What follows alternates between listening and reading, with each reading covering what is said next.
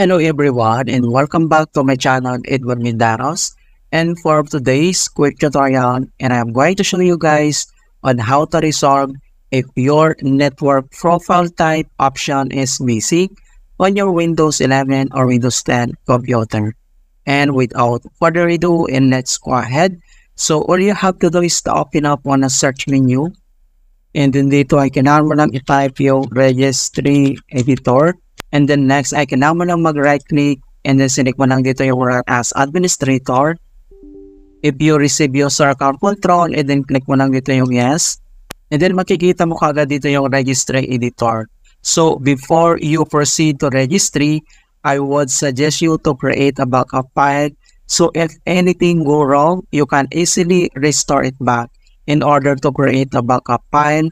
So it's very simple lang. All you have to do is to select yung file dito sa taas.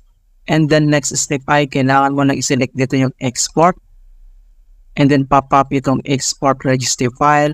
Ang next step ay kailangan mo lang mag-select dito kung saan mo i-save yung file. And then dito naman sa file name, so I recommend naming with a date kung kailan mo ginawa ang backup. Right? And then click mo lang dito yung save. So if you need to import it back, so same procedure. Kailangan mo lang select dito yung file dito sa taas. And then select mo lang dito yung import. And then pop up itong import registry file. So kailangan mo lang i-locate kung saan mo sinave yung file. Alright, so ganoon lang po kasimple. Okay, so proceed na tayo. So ang next step ay dito lang sa computer. And then kailangan mo lang select dito yung HK local machine. So kailangan mo lang mag-double click. And then next step ay kailangan mo lang select dito yung software. So double click ulit tayo dito. And then dito sa software, ang next step ay kailangan mo lang select dito yung Microsoft. Okay, ito siya. So dito kailangan mo lang mag-double click ulit. And then dito sa Microsoft, so scroll down at i-locate natin yung Windows NT. Alright, so dito siya. So dito kailangan mo lang mag-double click ulit. And then dito sa Windows NT, so makikita mo dito sa baba lang niya yung current version. So kailangan mo lang mag-double click ulit. And then next step dito sa current versions, ang next step ay kailangan lang natin i-locate yung network less. Okay? So scroll down tayo at hanapin natin. Ito siya. So dito sa network less, so kailangan ulit tayo dito mag-double click. And then next step dito sa network less ay kailangan mo lang select dito yung profiles. So dito kailangan ulit mag-double click. And then makikita mo na agad dito yung tatlong profile. Alright?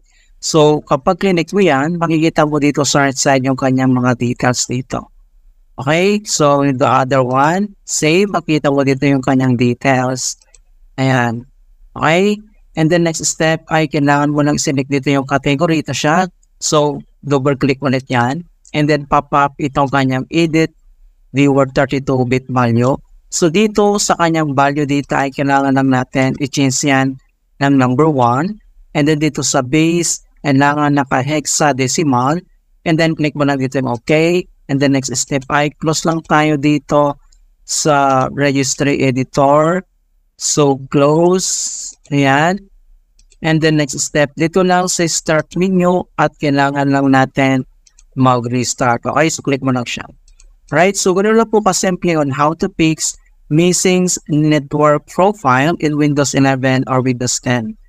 And please don't forget to like this video, subscribe to my channel for more quality content. Thank you guys and see you in my next tutorial.